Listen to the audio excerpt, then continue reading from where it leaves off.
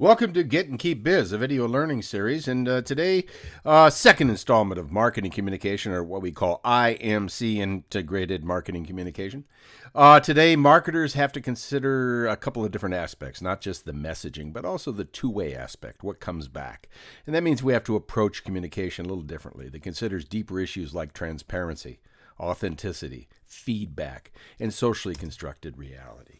So we look at three key challenges, the first one being internal, second external, and the third is the process. These are the things that we face. First of all, this engaging the hearts and minds of internal groups is critical to success because you have to have the people inside pushing in the right direction. This includes employees. This includes shareholders, people that fund your business, and the retirees who have a very interesting view and also can be very influential because people go to them as, quote, insiders. We need to formulate a cogent communication strategy, hope that it's understood, and if it's not, we have to make sure it is. And we find then that we will find it to be embraced. And that's really what's critical. It just isn't a superfluous kind of a thing. Each member must know and accept their role in creating success. Externally, then, we fight things like noise. Clutter has always been around. It's worse than ever. Messaging must cut through, resonate with the target audience, and do this despite the fact that we have a lot of folks communicating through digital social networks that sometimes can take the message off track. Transparency. If you aren't being honest with yourself, you're not being honest with anybody. And it's going to be very difficult to find a way in which you're going to be trusted. That's what it really comes down to. Competition this is a no secrets environment now, folks. So what really piles up to is it's not about what you say, it's what you do. That's really what's important. Technology is delivering enormous kinds of advantages and in some cases enormous kind of threats or possible risks. So we have to deal with that. The process challenges that come forward are things like the inherent challenge of making sure that the receiver appropriately receives the message and that they react accordingly. That's really what we think about when we think about perception or we think about actual behavior. Perception tied to behavior. What I think and what I see is what I do. Therefore, we need to understand that, in fact, through feedback, we get a feeling for what they're thinking, and in fact, that will probably influence what they're doing. Now, we have a way of looking at this, and it's simply this. There's the output, there's the outtake, and there's the outcome. Is what we're saying, we can measure this, is what we're saying what we really want to say? Is what they're hearing really what we want them to hear? And it's what they're doing really what we hope they will happen after this process of communication goes on. Today, the process is much more dependent on this interaction aspect. It's two-way and it's symmetric. So we have to take opinions and we have to just simply not say, did they get it or didn't they? We need to say, did they get it? Do they have questions? And if they do, what are they? So we have common pushback from folks and some of the things that commonly people push back, we've already done that. We don't need it. Multiple messages to be effective are going to have to be the way that we get past this, and it's an unnecessary expense. Those are the certain things that we might see as common pushback. So simply building a better mousetrap, not enough. Marketers must create belief on a deeper level than simply utility value. Too often firms fall short in telling their story because they think they've already communicated it. And unless they're really sick of hearing you and telling you so, you haven't communicated enough. Communication is intangible. Firms often see it as transient and lacking a return since it doesn't really produce a tangible output. Well, it does because it's filtered through behavior. So if the communication is bad, the behavior may not be the desired kinds of things you want to see. A firm has many audiences with different communication objectives. This complicates the process and it depletes the communication budget. So multiple messages to be effective is important. It's getting more difficult to do. So we think about planning, and we think about those 6 steps of planning: market, mission, message, medium, money, and measurement. And this pretty well, you can study this at a later time, but essentially what we're trying to get across here is when we're talking about that ability to be able to construct our value message, these are the areas that we probably want to dig in and try to analyze from a strategic and from an implementation point of view. We have communication choices, and essentially, as you have read probably by now, there's this cognitive, affective, and behavioral stages. The cognitive is making someone aware of the product. The affective is actually creating the knowledge and moving toward favorability, hopefully.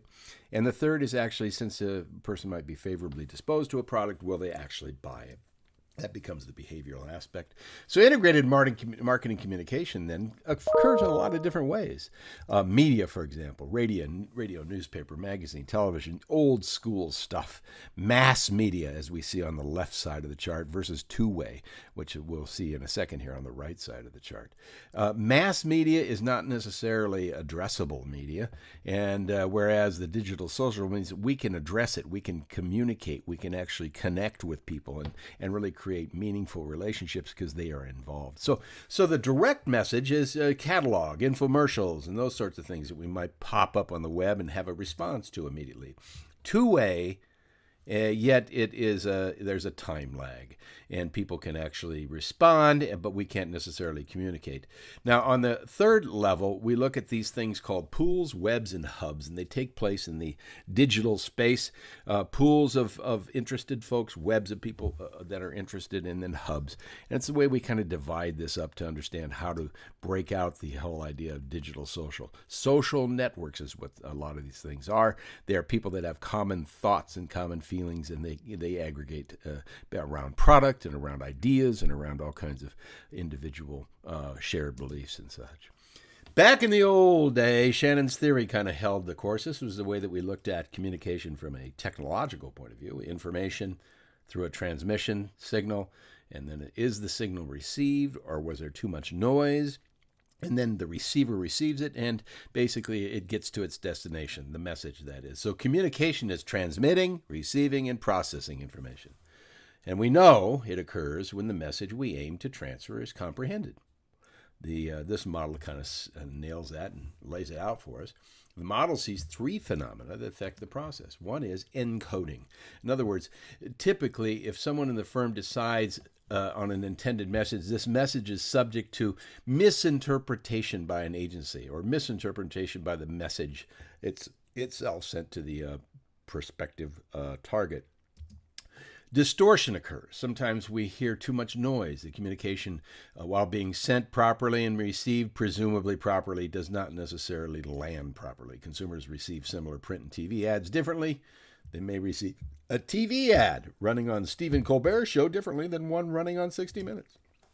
Finally, the decoding. When someone actually does the decoding, does communication target have a selective attention, a selective perception, and or a selective retention? That's kind of a concern. So the message is misperceived and or misunderstood. People create meaning in many ways, and that's what we talk about socially constructed. A lot of times people base it on what they think their worldview of life is, their perspective, and that's not always the same from one person to the other. So we think about this communication thing from the personal side, back and forth, and from the social digital side down below, with the firm being over on the left, and then all those channels in which we might be able to communicate: advertising, direct marketing, packaging, publicity, sales promotion, trade shows, product placement, and the list goes on and on and on. And over on the right, we look at the way that things actually do occur, that a customer to a customer to a customer has an innate kind of a communication wiring where the word of mouth carries the day a lot of times, and it has to match. So in other words, we see communication in two broad forms: personal on the left and non-personal. Personal and non-personal, and two additional categories: social, digital, and word of mouth. So those are the ways that we try to. Here's an interesting example then. Twitter, Facebook, LinkedIn, these are the tools, many of that are used. The president uses Twitter pretty regularly to offer fresh new ways for two-way communication, to forge meaning, and then for hopefully relationships start to abound between the peeps and the brands. This was the first tweet that Warren Buffett made a number of years ago in advance of his big party that he has every May in Omaha, Nebraska. Look at that. Right off the bat, 7 tweets, 1 million followers. This is because this is an influential guy and people want to hear what he has to say. So this is the whole notion. If we can actually get that kind of a number, you become a bit of an influencer. I have not checked lately. I bet he has a whole lot more. But Twitter, Facebook, LinkedIn offer fresh new ways for two-way communication and also fresh new ways for people to get into trouble. So, an outbreak of new communication channels basically is what has occurred, and Wagner Edstrom, the PR firm, says that's gone from feeding people's hunger for information and connectedness to overwhelming their ability to absorb the information, data, and points of connection. I throw this out here as a reality, as a situation that we are going to have to become keenly aware of as we tackle this multidisciplinary challenge of formal messaging, the way the culture perceives and behaves, the way systems support or not support, and the context in which the message is received. That's the second part of Marketing Communications. Thank you very much.